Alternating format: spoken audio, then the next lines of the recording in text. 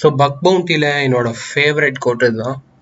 If I have 6 hours to cut a tree, I will spend the first 4 hours sharpening my axe. Bug bounty ஃபீல்டுக்குள்ளே வரணும் அப்படின்னா இந்த பாயிண்ட்டை எப்பயுமே மறந்துடாதீங்க. ஸோ நீங்கள் ஒரு மரத்தை கட்ட 6 மணி நேரம் டைம் இருக்குது. ஸோ 6 மணி நேரமும் உட்காந்து ஷார்ப் இல்லாத ஒரு கோடாரியை வச்சு நீங்கள் வெட்டினீங்கன்னா வெட்டவே வெட்டாது. அதே இது 4 மணி நேரத்தை நீங்கள் உங்கள் கோடாரியை ஷார்ப் பண்ண யூஸ் பண்ணிட்டு அதுக்கப்புறம் வெட்டினீங்கன்னா அது ஷார்ப் ஆயிரும். அதுக்கப்புறம் வெட்டினா ஈஸியாக வெட்டிடும். சேம் மெத்தடாலஜி தான் பக் பவுண்டிலையும். நிறைய பேர் என்ன நினைப்பாங்க அப்படின்னா, ஒரு ப்ரோக்ராம் எடுத்துப்பாங்க, உள்ள போனவுடனே எனக்கு பக்கு கிடைச்சிடணும், போனவுடனே எனக்கு அமௌண்ட் கிடைச்சிடணும் அப்படின்ற மைண்ட் செட்ல போவாங்க. அப்படி பண்ணோம் அப்படின்னா கிடைக்காது. ஸோ பேஷன்ஸ் ரொம்பவே முக்கியம் இந்த கோர்ஸ்க்கு.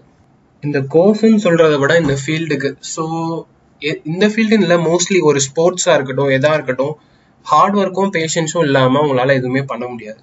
ஸோ அது ரொம்பவே இருக்கணும்.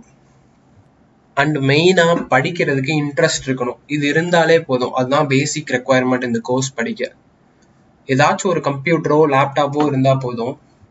அப்படி இல்லாட்டினா இதை நீங்கள் ஃபோனில் கூட பார்த்து படிக்கலாம். பட் செஞ்சு பார்க்கணும் அப்படின்னா கண்டிப்பாக ஒரு கம்ப்யூட்டரோ லேப்டாப்போ இருக்கணும். மினிமம் ரேம் இருந்தால் கூட போதும் தான். ஒரு நெட் கனெக்ஷன் இருக்கணும், இருந்தாலே போதும். அதுக்கப்புறம் மெயினாக இன்ட்ரெஸ்ட் கண்டிப்பாக இருக்கணும். ப்ராக்டிஸ் பண்ணுற அந்த மைண்ட் செட் இருக்கணும். இதெல்லாம் இருந்தால் போதும், நம்ம ஸ்டார்ட் பண்ணிடலாம் கோர்ஸ்குள்ள. ஸோ நான் சொல்லித்தரது எல்லாத்தையும், இந்த கோர்ஸில் சொல்லித்தரது எல்லாத்தையும் ஒரு நோட்ஸ் மாதிரி நான் இங்கே ரெடி பண்ணிட்டே இருக்கேன். ஸோ தட் உங்களுக்கு நான் அந்த கோர்ஸோட எண்டில் நான் அதை ஷேர் பண்ணிடுவேன். அதை நீங்கள் எடுத்து ரெஃபரன்ஸ்க்கு வேணால் யூஸ் பண்ணிக்கலாம். நான் சொன்ன மாதிரி பிகினர்ஸ் கைடு தான் நம்ம இப்போ இந்த இதில் ஸ்டார்டிங்கில் பார்க்க போகிறோம். ஸோ இந்த ஃபீல்டுக்குள்ளே வரணும் அப்படின்னா உங்களுக்கு கோடிங் பேசிக்ஸ் கொஞ்சமாச்சும் தெரிஞ்சிருக்கணும். அப்படி தெரிலனாலும் புதுசாக கோடிங் கற்றுக்கிற இன்ட்ரெஸ்ட் இருக்கணும். ஏன்னா கோடிங்கோ இல்லை கோடிங் சைடு உள்ள பேசிக்ஸோ இல்லை அது எதுவுமே எனக்கு தெரியாது அப்படின்னா அட்லீஸ்ட் இனிமேலாச்சும் அதை படிக்கணும் அப்படின்ற எண்ணம் இருக்கணும். இல்லை எனக்கு கோடிங்கே ஆகாது, இனிமேலும் நான் கோடிங் படிக்க மாட்டேன் அப்படின்றவங்க இந்த ஃபீல்டில் வர்றது ரொம்பவே என்ன சொல்கிறது செட் ஆகாது அவங்களுக்கு. ஏன்னா எந்த பிளாட்ஃபார்மாக வேணா இருக்கட்டும், வெப்சைட்டாக இருக்கட்டும், மொபைல் ஆப்ஸாக இருக்கட்டும், கேம்ஸாக இருக்கட்டும், நீங்கள் யூஸ் பண்ணுற எல்லாமே கோடிங்காலாம் ரெடியானது தான். அதுக்குன்னு நீங்கள் உட்காந்து ரொம்பலாம் படிக்க தேவையில்ல. கொஞ்சம் கொஞ்சம் தெரியணும். ஒரு 100க்கு ஒரு 25% ஆச்சும் தெரியணும். தெரிஞ்சாலே போதும்.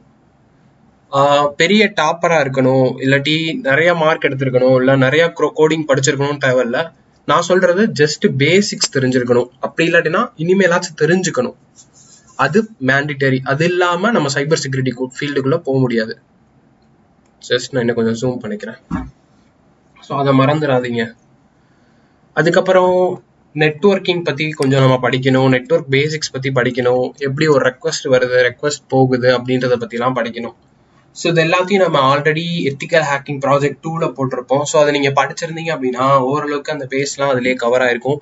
நீங்கள் எதுவுமே ஒரி பண்ண தேவையில்லை. அண்ட் HTML, அதுக்கப்புறம் CSS கூட தேவையில்ல, ஜாவா ஸ்கிரிப்ட், இதை பற்றின பேசிக்ஸ் லைட்டாக தெரியணும். ஏன்னா மொத்த இன்டர்நெட்டில் வந்து பார்த்தோம் அப்படின்னா HTML ஜாவா ஸ்கிரிப்ட் இல்லாமல் எந்த வெப்சைட்டோ எதுவுமே இருக்காது. அது கண்டிப்பாக உங்களுக்கு தெரியணும். அது தெரிஞ்சால் மட்டும்தான் என்ன சொல்கிறது இந்த ஃபீல்டுக்குள்ளேயே போக முடியும். அண்ட் இதை கற்றுக்கிறது வந்து பார்த்தோம் அப்படின்னா ரொம்ப ஈஸி தான்.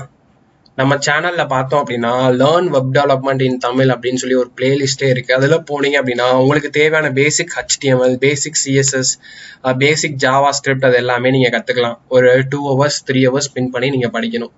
ஸோ ஓரளவுக்கு இந்த பேசிக்ஸ் தெரிஞ்சாலே போதும், நீங்கள் பண்ணலாம். இதுக்கு எந்த பேமெண்ட் எதுவுமே பண்ண தேவையில்ல. ஃப்ரீயாக யூடியூப்பில் தான் இருக்குது. ஜஸ்ட் நம்ம சேனலில் போய் இந்த பிளேலிஸ்ட்டில் நீங்கள் எதை படிச்சுக்கலாம். ஆல்ரெடி படிச்சுட்டீங்க அப்படின்னா நோ ப்ராப்ளம், அப்படியே கண்டினியூ பண்ணலாம். இதெல்லாம் கொஞ்சம் பேசிக்ஸ். ஏன்னா இதுவே இல்லை அப்படின்னா ரொம்ப கன்ஃபியூஸ் ஆயிடுவீங்க. அதுக்கப்புறம் பார்த்தோம் அப்படின்னா ரஃபாக வந்து 2 தான் பிரிப்பாங்க பெனிட்ரேஷன் டெஸ்டிங்கு. வெப்சைட் இல்லாட்டி வெப் ஆப்னு சொல்லுவாங்க. அதே மாதிரி மொபைல்ஸ் இல்லாட்டி மொபைல் ஆப்னு சொல்லுவாங்க. 2 கேட்டகரி இருக்குது. ஸோ உங்களுக்கு வந்து வெப்சைட்டில் பக்கு கண்டுபிடிக்கணுமா இல்லை மொபைல் ஆப்ஸில் பக்கு கண்டுபிடிக்கணுமா அப்படின்றத நீங்கள் டிசைட் பண்ணணும். இன்னும் சிம்பிளா சொல்ல போனா அப்படின்னா உங்களுக்கு வந்து facebook.com அப்படின்றத நீங்க ப்ரௌசர்ல போய் வெப்சைட்டாவும் யூஸ் பண்ணுவீங்க. அப்படி இல்லாட்டினா உங்க போன்ல போயிட்டு பிளே ஸ்டோர்ல போயிட்டு ஃபேஸ்புக் அப்படின்ற ஆப்பை டவுன்லோட் பண்ணி அது வழியாவும் யூஸ் பண்ணீங்க. பட் ரெண்டுமே வேற வேற. வெப்சைட்டுக்கு வேற மாதிரி கோடிங் எழுதி பண்ணியிருப்பாங்க, மொபைல் ஆப்க்கு வேற மாதிரி கோடிங் எழுதி பண்ணியிருப்பாங்க. சில இதெல்லாம் பார்த்தோம் அப்படின்னா ஒரே இதை யூஸ் பண்ணி ரெண்டுத்துக்குமே பண்ணியிருப்பாங்க. அந்த மாதிரி சமயத்துல பிரச்சனை இல்லை. நிறைய பேருக்கு வந்து எனக்கு மொபைல் தான் தேவை, மொபைல் அப்ளிகேஷன் சம்பந்தமா தான் கண்டுபிடிக்கணும்னு இன்ட்ரெஸ்ட் இருக்கும். ஸோ அவங்க இதை சூஸ் பண்ணுவாங்க. இல்லை அப்படின்னா நிறைய பேர் வெப்சைட் தான் பண்ணணும்னு நினைச்சு அதை சூஸ் பண்ணுவாங்க. ஸோ உங்களுக்கு எது வேணுமோ அதை நீங்க சூஸ் பண்ணலாம். பட் ரெண்டுல எது ரொம்ப ஈஸின்னு பார்த்தோம் அப்படின்னா வெப்சைட்ஸ் தான் ஈஸி. ஸோ என்னோட ப்ரிஃபரன்ஸ் என்ன அப்படின்னா நீங்க ஃபர்ஸ்ட் வெப் ஆப்ல பெனிட்ரேஷன் கத்துக்கிட்டு அதுல பக்ஸ் கண்டுபிடிங்க. அதுக்கப்புறம் கொஞ்சம் கொஞ்சமா நாலேஜ் கொஞ்சம் கிடைக்க ஆரம்பிச்சிடும். அந்த நாலேஜே நீங்க என்ன பண்ணலாம் அப்படின்னா மொபைல் அப்ளை பண்ணலாம். எடுத்தோடனே மொபைலுக்கு போகணும் அப்படின்னா கொஞ்சம் கஷ்டமா இருக்கும். ஸோ அதனால ஃபர்ஸ்ட் இதை படிச்சுட்டு இதுக்கு போங்க. நான் அப்படிதான் பண்ணேன்.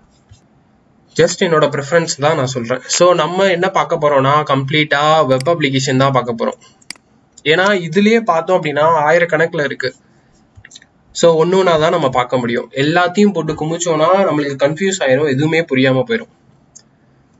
அண்ட் வந்து பார்த்தோம் அப்படின்னா இதுல வந்து கம்மியா தான் இருக்கும் மொபைல்ஸ்ல. வெப் ஆப்ல தான் பார்த்தோம் அப்படின்னா நிறைய இருக்கும்.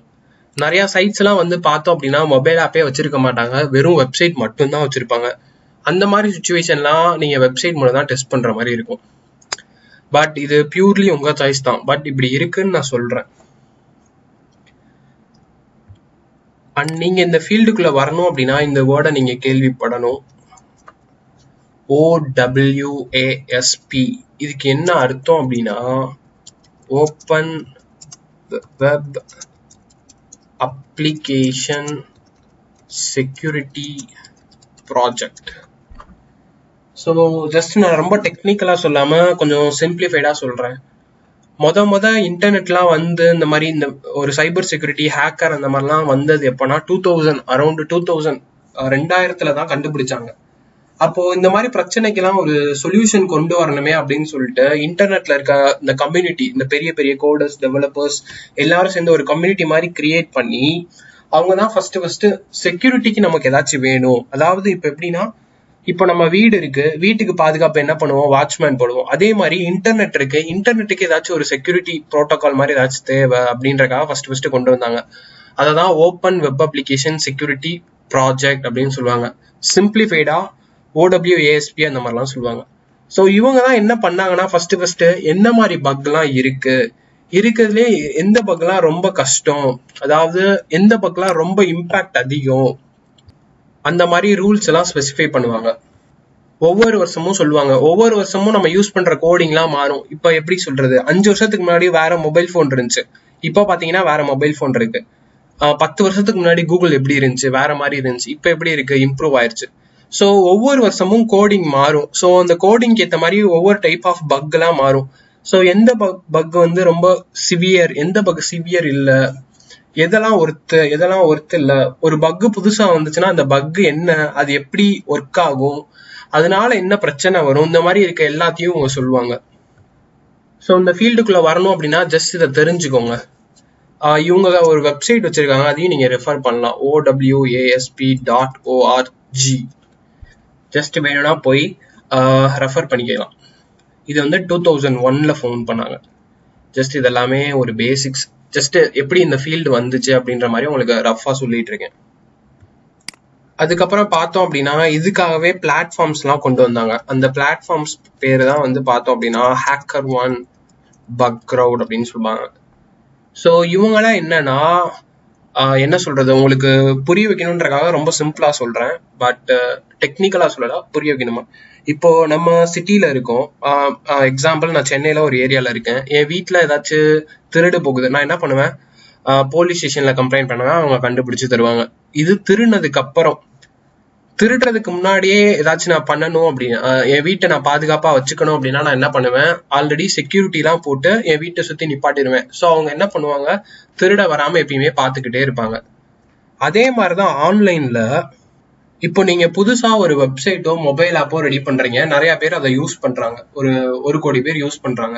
அப்போ நீங்க என்ன பண்ணணும் அப்படின்னா அந்த 1 கோடி பேருக்கும் நீங்க ப்ரொடெக்ஷன் கொடுக்கணும். ஸோ அதுக்காக நீங்க என்ன யூஸ் பண்ணுவீங்கன்னா ஃபயர் வாலு, ஆன்டிவைரஸ், செக்யூரிட்டி மெக்கானிசம் இந்த மாதிரிலாம் யூஸ் பண்ணுவீங்க. அதையும் மீறி நீங்க விடுற மிஸ்டேக்கை தாண்டி என்ன பண்ணுவாங்க அப்படின்னா யாராச்சும் உங்க டேட்டாவை ஹேக் பண்றதோ இந்த மாதிரி விஷயங்கள்லாம் பண்ண வாய்ப்பு இருக்கு. அதனால நிறைய வெப்சைட்ஸ்லாம் என்ன பண்ணுவாங்க அப்படின்னா வெப்சைட் மொபைல் ஆப் டெவலப் பண்ணவங்கலாம் இதுல போயிட்டு ரெஜிஸ்டர் பண்ணிடுவாங்க இந்த மாதிரி பிளாட்ஃபார்ம்ல. இதெல்லாம் crowd sourcing bug bounty program பிளாட்ஃபார்ம்ஸ்னு சொல்லுவாங்க ஜஸ்ட்.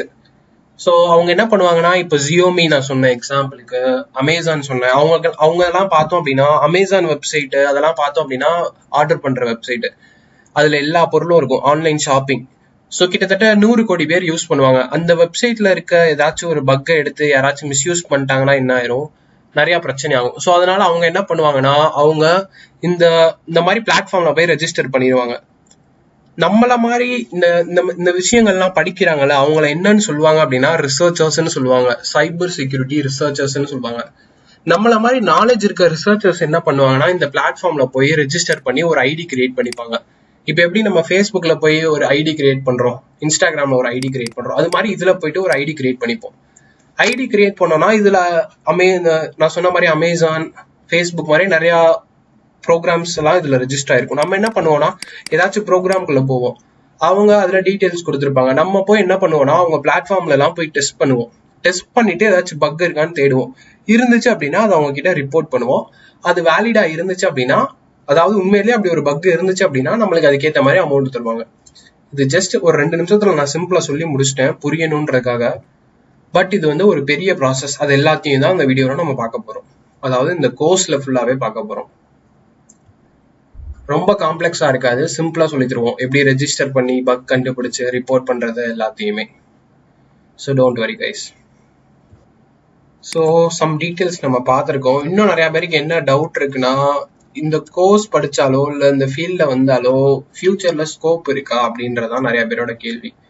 இப்போ பார்த்தோம் அப்படின்னா இந்த ஃபீல்டுக்கு தான் இனிமே நிறைய ஸ்கோப் இருக்க போகுது. ஏன்னா இப்போ நடக்கிற சுச்சுவேஷனுக்கு ஏற்ற மாதிரி பார்த்தீங்கன்னா எல்லாத்தையும் ஆன்லைன்ல மாத்திட்டு இருக்காங்க.